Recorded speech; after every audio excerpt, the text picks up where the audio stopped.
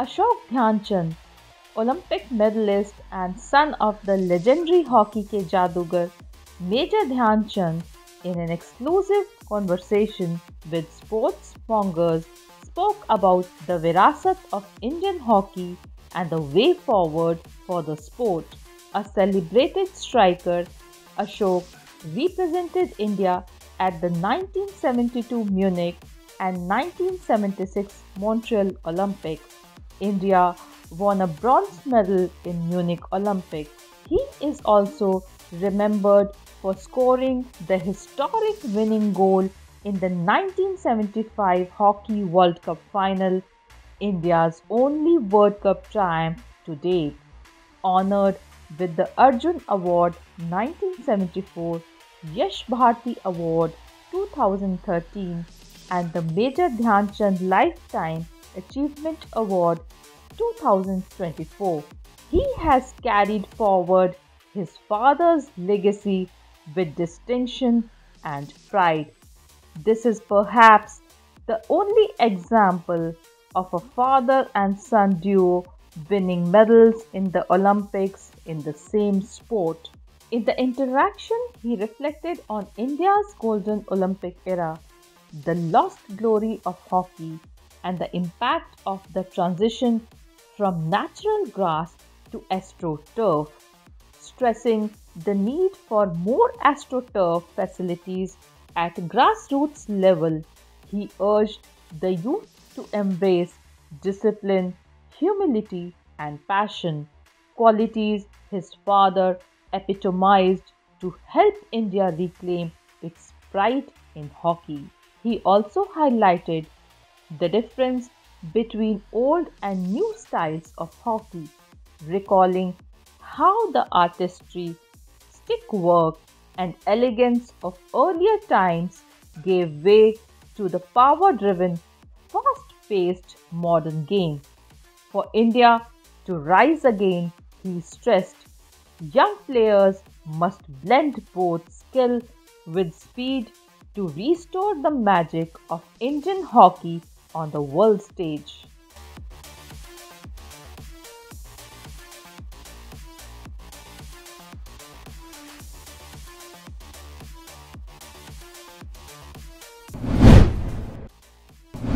इस हॉकी खेल से रोमांच खत्म हो गया है। हम जीत रहे हैं और हार रहे हैं। जीतना हारना अलग है, लेकिन जो खेल का एक मयार था, एक खूबसूरती थी, वो खूबसूरती ग्राउंड और एस्ट्रोटर्फ इन दो के अंदर एक ऑब्लिक एक बार सा लग गया है। वो अलग अलग खेल, मैं इसको मान के चलता हूँ कि वो हॉकी अलग थी और आज की हॉकी पूर्णतः अलग। ध्यानचंद नहीं बनते अगर हॉकी नहीं खेली होती, जादूगरी की हॉकी ना खेली होती तो ध्यानचंद नहीं बनते। तब की हॉकी और अब की हॉकी में मैं तो शरीर और आत्मा की बात करता हूँ। पुरानी हॉकी जो थी वो आत्मा थी, आज शरीर जो नेचुरल ग्रास, नेचुरल फील्ड के ऊपर कलाइयों से हॉकी खेली जाती थी, इशारों से हॉकी खेली जाती थी। आज हम कंधे के बलबूते पर हॉकी खेल रहे हैं और जांघों की ताकत के ऊपर हम हॉकी खेल रहे हैं। खेल का माहौल तो मैं कहूँ तो ये था कि जिस तरफ भी आप नजर घुमाते या मैंने घुमाई तो सिर्फ हॉकी के मैदान मिले, हॉकी के खिलाड़ी मिले, हॉकी खेलने वाले लोग मिले।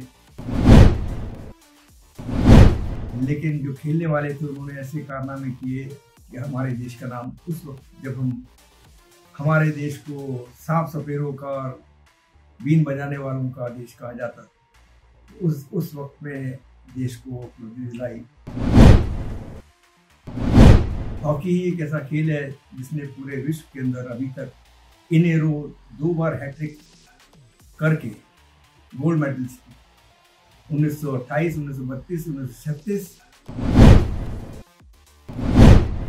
How was Major Dhyanchand's legacy carried forward after him?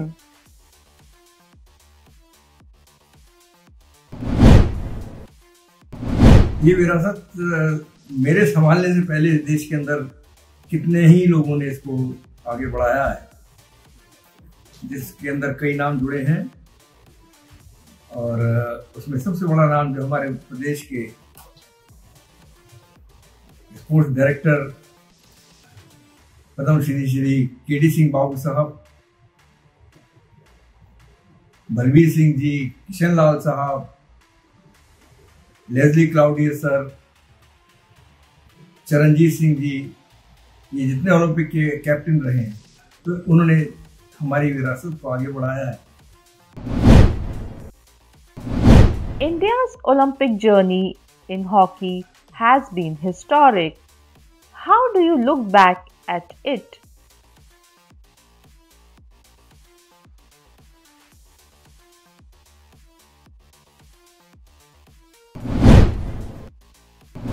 हम ये ना भूलें कि हॉकी ही एक ऐसा खेल है जिसने पूरे विश्व के अंदर अभी तक इन ए रो 2 बार हैट्रिक करके गोल्ड मेडल्स 1928, 1932, 1936, अनफॉर्चुनेटली 40 और 44 ड्यू टू वर्ल्ड वॉर की वजह से ओलंपिक ना हो पाए। उसके बाद फिर सेकेंड हैट्रिक शुरू हुई है 48, 52 और 56, और 7वीं बार जब हम खेलने गए तो हमको सिल्वर मेडल मिला। तो एक बहुत बड़ा एक उपलब्धि है। How significant was this achievement during the pre-independence period?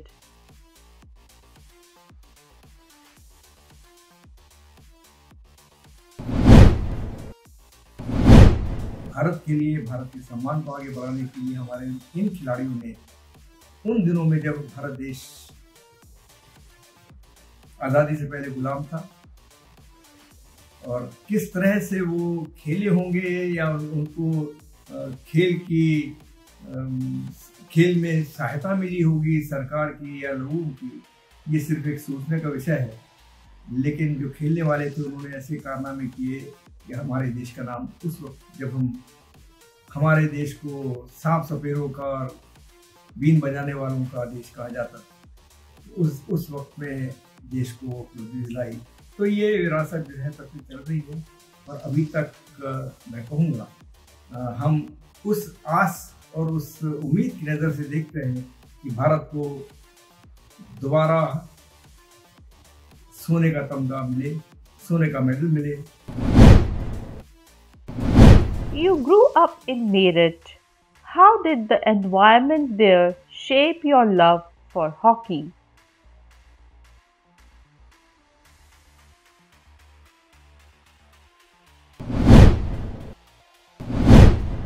मैं तो एक बात मान के चलता हूँ किसी भी बच्चे के लिए कि जो उसका सराउंडिंग एटमॉस्फेयर, जिस माहौल में वो बढ़ता है, उसका असर तो उसके दिलो दिमाग पर होता ही है, होना भी चाहिए। और मैं समझता हूँ वही चीज़ मेरे साथ भी हुई कि जब सुबह शाम हम देखें तो ध्यानचंद साहब से मिलने के लिए कई लोगों का आना, उनसे बातें करना। उस वक्त न्यूज़पेपर ही सबसे बड़ा मीडिया का एक जरिया हुआ करते थे, और न्यूज़पेपर के थ्रू उनके बारे में आर्टिकल्स, उनकी फ़ोटो छपना एक बहुत मायने रखता था। और यकीनन वो चीज़ें ऐसी थी जिसने मेरे दिलो दिमाग पे असर किया। और खेल का माहौल तो मैं कहूँ तो ये था कि जिस तरफ भी आप नज़र घुमाते या मैंने घुमाई, तो सिर्फ हॉकी के मैदान मिले, हॉकी के खिलाड़ी मिले, हॉकी खेलने वाले लोग मिले। तो उस माहौल में मुझे भी अपने आप को ढालने में परेशानी नहीं हुई। और मुझे याद है कि जब मैं 4 साल का था तो वो पंडित स्पोर्ट्स के नाम से जो बड़ा फेमस है मेरठ के अंदर, तो उनकी हॉकी स्टिक्स हमारे घर में आती थी, छोटी सी हॉकी स्टिक आना, उससे हमको हमारा अपने घर के लॉन पे खेलना। तो वो हॉकी का जुनून वहाँ से पैदा होना शुरू हुआ। और 1956 तक मैं वहाँ रहा हूँ, मेरा जन्म 1950 का हुआ है। तो 7-8 साल की अच्छी याददाश्त मेरी मेरठ की है, कई इंसिडेंट याद हैं, स्कूल याद है। और जब हम रिटायर होके ध्यानचंद साहब 1956 में, जिस वक्त उनको पद्म भूषण पहली बार इस देश के अंदर किसी खिलाड़ी को मिला था, तो वो ध्यानचंद साहब थे। तो वो पदक को भी हमने बड़े गौर से देखा उस टाइम में 1956 में, और रिटायरमेंट के बाद फिर पुश्तैनी घर झांसी में हमारे दादाजी का बनाया हुआ, तो उसमें हम लोग फिर शिफ्ट हो गए। You often speak about the difference between old hockey and today's hockey. Could you please explain?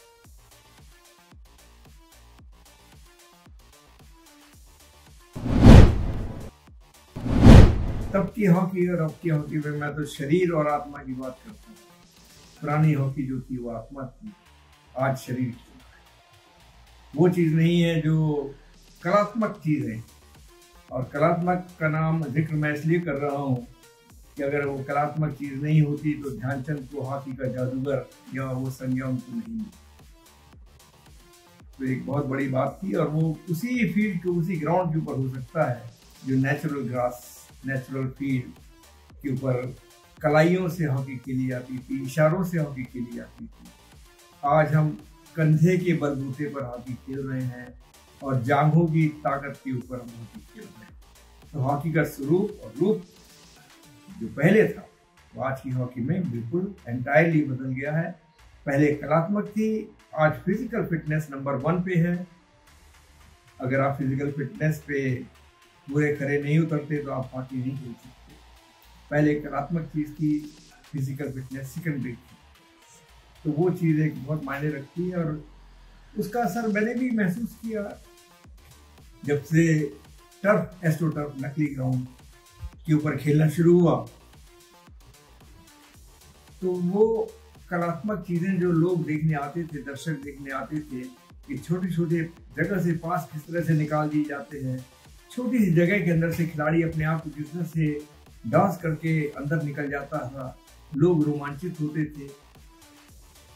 रोमांचित के नाम का नाम लिया तो मैं एक बात और कहूँगा कि इस हॉकी खेल से रोमांच खत्म हो गया है।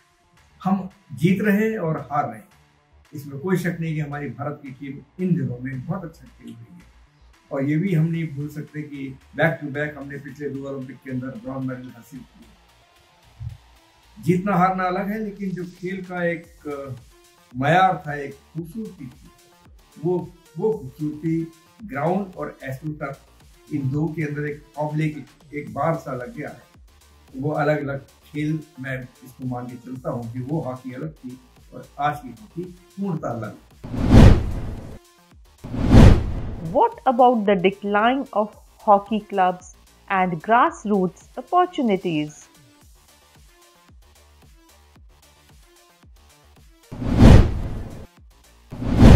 बच्चे तो खेलना चाहते हैं, लेकिन उनको उन ग्राउंड्स पर, या पहली बात तो स्कूलों में ग्राउंड्स खत्म हो गए हैं, कॉलेजेस के अंदर ग्राउंड खत्म हो गए हैं, यूनिवर्सिटीज के अंदर ग्राउंड्स खत्म हो गए हैं भी तो बिरले लोग खेलते हैं।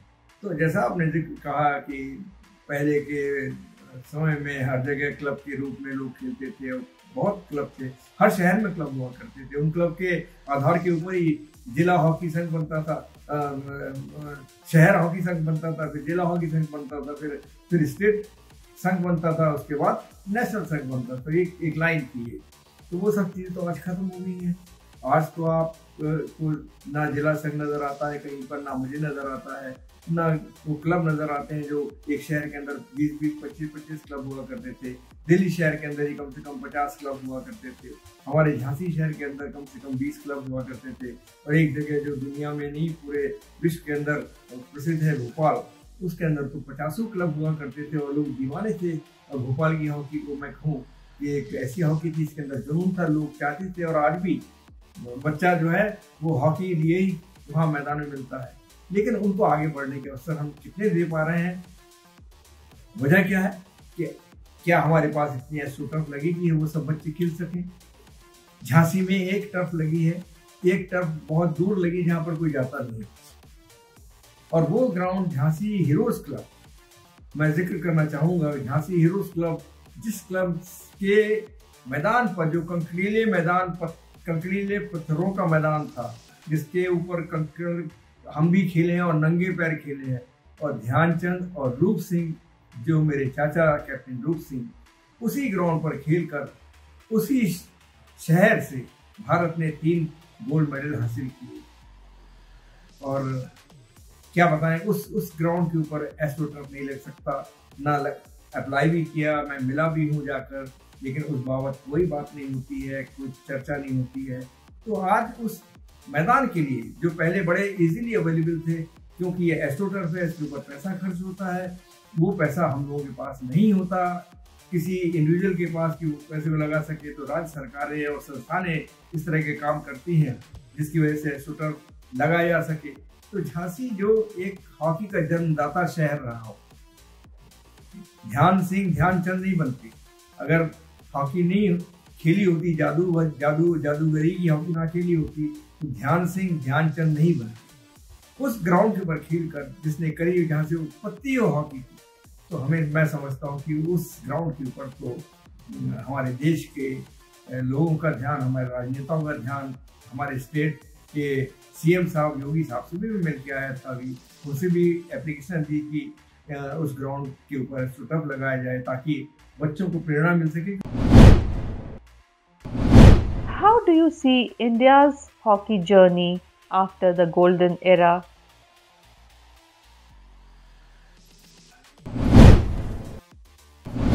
जबकि हम बड़े बुरे दौर से गुजरे हैं 76 ओलंपिक के बाद से।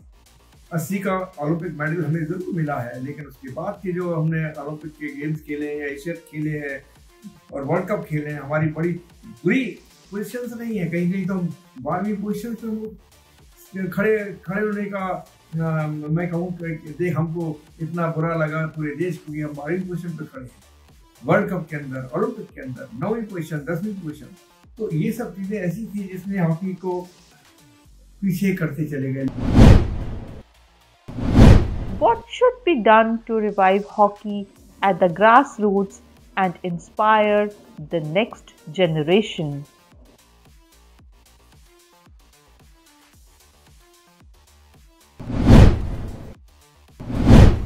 और इसको मैं इसलिए दूसरी तरह से मान के चलूँ कि यूरोपियन से कंट्री से हम अपनी बात तुलना करते हैं। यूरोपियन कंट्रीज के अंदर एक शहर के अंदर, स्कूलों के अंदर, क्लब के अंदर ये टर्फ के ग्राउंड लगे हुए हैं। बच्चा जाता है, खेलता है, स्कूल में जाता है, बच्चा खेलता है, तो उनकी हॉकी आगे बढ़ रही है।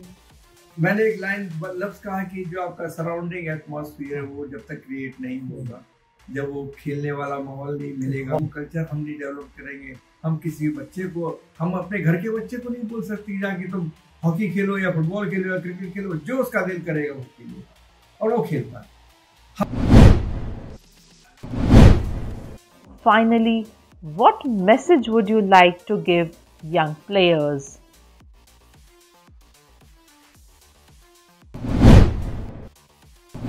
यंगस्टर्स के लिए कि यह खेल बहुत ही खूबसूरत खेल है हॉकी, और इसका इतिहास स्वर्णिम इतिहास रहा है और आज भी उतना ही पॉपुलर है। भले ही इसके खेल में फर्क आ गया हो, लेकिन हमारे बच्चों को जो हॉकी खेलते हैं उनको ये कि अगर वो चाहें तो, क्योंकि इसके अंदर अपने आप को समर्पित करना पड़ता है। किसी भी खेल में आप किसी भी चीज़ में जाएं, बच्चा जब समर्पित कर लेगी, जो भी होगा मैं देखूंगा, वो मेरे ऊपर है, जो अच्छा होगा तो अच्छा है, बुरा होगा तो बुरा है, वो मान के चले तो अच्छा ही होगा।